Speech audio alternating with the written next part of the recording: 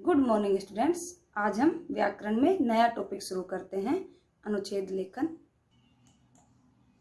अनुच्छेद लेखन की परिभाषा किसी एक भाव या विचार को व्यक्त करने के लिए लिखे गए संबंध और लघु वाक्य समूह को अनुच्छेद लेखन कहते हैं। अनुच्छेद लेखन किसे कहते हैं? एक भाव या विचार को व्यक्त करने के लिए लिखे गए संबंध और लघु वाक्य समूह को अनुच्छेद लेखन कहते हैं। दूसरे शब्दों में, किसी घटना, दृश्य अथवा विषय को संक्षिप्त, कम शब्दों में किंतु सारगर्भित, अर्थपूर्ण ढंग से जिस लेखन शैली में प्रस्तुत किया जाता है उसे अनुच्छेद लेखन कहते हैं। अनुच्छेद शब्द अंग्रेजी भाषा के पैराग्राफ शब्द का हिंदी पर्याय है। क्या है? अंग्रेजी भाषा के पैराग्राफ शब्द का हिंदी पर्यायवाची है। अनुच्छेद निबंध का संक्षिप्त रूप है। निबंध क्या होता है? विस्तृत रूप होता है, विस्तार रूप होता है निबंध में। और अनुच्छेद क्या है? निबंध का संक्षिप्त रूप है, छोटा रूप है। इसमें किसी विषय के किसी एक पक्ष पर 80 से 100 शब्दों में अपने विचार व्यक्त किए जाते हैं। अनुच्छेद अपने आप में स्वतंत्र और पूर्ण होते हैं। अनुच्छेद का मुख्य विचार या भाव की कुंजी या तो आरंभ में रहती है या अंत में। एक अच्छे अनुच्छेद लेखन में मुख्य विचार अंत में दिया जाता है। एक अच्छे अनुच्छेद लेखन में मुख्य विचार, रुचि, इंटरेस्टिंग बनाने के लिए क्या किया जाता है? उसके मुख्य विचार अंत में दिया जाता है कि अनुच्छेद में रुचि बनी रहे और इंटरेस्ट बना रहे।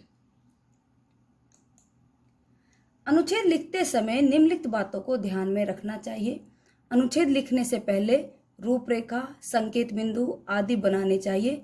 कुछ प्रश्नों में पहले से ही रूपरेखा, संकेत बिंदु आदि दिए जाते हैं।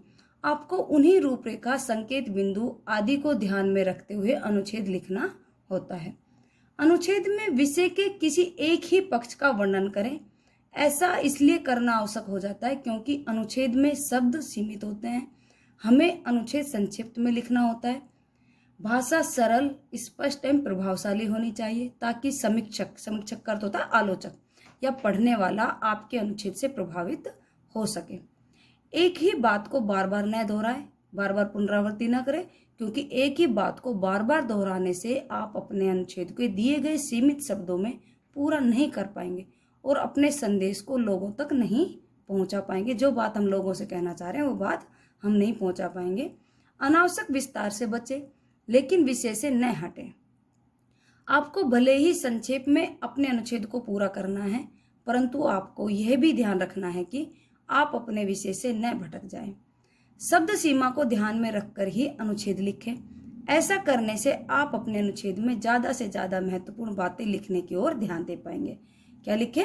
शब्द सीमा को ध्यान में रखते हुए बातें लिखें और महत्वपूर्ण बातें ही उसमें नोट करें। पूरे अनुच्छेद में एक रूपता होनी चाहिए। ऐसा नहीं होना चाहिए कहीं कोई बात विषय से अलग लगे और पढ़ने वाले का ध्यान विषय से भटक जाए। क्या होनी चाहिए? हमेशा एक रूपता होनी चाहिए। कहीं विषय से, जो हम विषय जिस टॉपिक पर हम अनुच्छेद लिख रहे हैं उससे अलग न हो और पढ़ने वाले का ध्यान भी वहां से न भटके।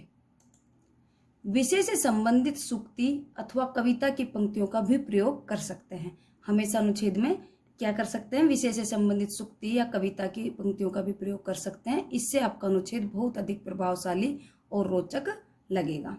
अनुच्छेद के अंत में निष्कर्ष समझ में आ जाना चाहिए, यानी विषय समझ में आ जाना चाहिए। अनुच्छेद की प्रमुख विशेषताएं। अनुच्छेद किसी एक भाव या विचार या तथ्य को एक बार एक ही स्थान पर व्यक्त करता है। इसमें अन्य विचार नहीं रहते। किसी एक भाव या विचार को या तथ्य को एक ही स्थान पर व्यक्त करता है, कोई अन्य विचार इसमें नहीं रहते। अनुच्छेद के वाक्य समूह में उद्देश्य की एकता रहती है। क्या रहती है? उद्देश्य की एकता रहती है। अप्रासंगिक बातों को हटा दिया जाता है। जो प्रासंगिक बातें नहीं होती उनको क्या कर दिया जाता है? हटा दिया जाता है। केवल बहुत अधिक महत्वपूर्ण बातों को ही अनुच्छेद में रखा जाता है। जो बहुत ज्यादा महत्वपूर्ण बातें होती हैं उन्हीं को अनुच्छेद में रखा जाता है। अनुच्छेद के सभी वाक्य एक दूसरे से गठित और संबंध होते हैं। वाक्य छोटे तथा एक दूसरे से जुड़े होते हैं। क्या होते हैं? एक दूसरे से गठित होते हैं, संबंध जुड़े हुए रहते हैं और छोटे भी होते हैं और वह एक दूसरे के साथ जुड़े हुए होते हैं। अनुच्छेद एक स्वतंत्र और पूर्ण रचना है। अनुच्छेद क्या है? एक स्वतंत्र और पूर्ण रचना है जिसका कोई भी वाक्य अनावश्यक नहीं होता। जिसका कोई भी वाक्य अनावश्यक नहीं होता है। उच्च कोटि के अनुच्छेद लेखन में विचारों को इस क्रम में रखा जाता है कि उनका आरंभ, मध्य और अंत आसानी से व्यक्त हो जाए। एक उसको इस क्रम में रखे कि उसका आरंभ, शुरुआत, ये मध्य अनुच्छेद का ये अंत है, आसानी से पता चल जाए, किसी को भी समझने में कोई परेशानी न हो, अनुच्छेद को समझने में कोई परेशानी न हो। अनुच्छेद सामान्यतः छोटा होता है, किंतु इसकी लघुता या विस्तार विषय वस्तु पर निर्भर करता है। इसकी लघुता या विस्तार क्या है? विषय वस्तु पर निर्भर करता है। लेखन के संकेत बिंदु के आधार पर विषय का क्रम तैयार करना चाहिए। जो संकेत बिंदु दिए होते हैं उसी के आधार पर क्रम को तैयार करना चाहिए। अनुच्छेद की भाषा सरल और स्पष्ट और शुद्ध होनी चाहिए। आप कई बार अशुद्धियां कर देते हो लिखते समय, वो अशुद्धियां भी नहीं होनी चाहिए। भाषा कैसी होनी चाहिए? सरल और स्पष्ट होना चाहिए। और लेखन कैसा होना चाहिए? शुद्ध होना चाहिए, अशुद्ध नहीं होना चाहिए। अनुशासन का महत्व। आज हम कौन सा अनुच्छेद लिखेंगे? अनुशासन का महत्व। आज हम अनुशासन का महत्व पर क्या लिखेंगे? अनुच्छेद लिखेंगे। अनुशासन का अर्थ है शासन को मानना या शासन का अनुसरण करना। अनुकर्त होता है पीछे, तो शासन का अनुसरण करना, उसके पीछे पीछे चलना। जब हम शासन को मानते हैं तो हमारा जीवन व्यवस्थित हो जाता है। जब हम नियमों का पालन करते हैं तो हमारा जीवन क्या होता है? व्यवस्थित हो जाता है। हमारे जीवन में एक तरह की नियमबद्धता आ जाती है। नियमबद्ध होकर कार्य करने में बहुत आनंद आता है। जैसे आप सभी स्कूल आते थे, विद्यालय आते थे, तो सुबह जल्दी उठना, तैयार होना, फिर स्कूल आना, और जो स्कूल का कार्य होता था, होमवर्क करना, पढ़ना, एक नियमबद्ध तरीके से कार्य चल रहा था। अब आप जैसे कोरोना की वजह से घर है तो सुबह जल्दी नहीं उठते, लेट उठते हो, और अब नियमबद्ध तरीके से जो कार्य नहीं होते वो क्या है? अनुशासनहीनता। और जो नियमबद्ध तरीके से कार्य होता है वो क्या होता है? अनुशासन। तब हम हर कार्य सरल हो जाता है। जब हम नियमबद्ध होकर कार्य करते हैं तो हर कार्य क्या हो जाता है? सरल हो जाता है। यही कारण है कि विद्यालय में अनुशासन को बनाकर रखने का प्रयास किया जाता है। यही कारण है विद्यालय में अनुशासन को बनाकर रखने का प्रयास किया जाता है।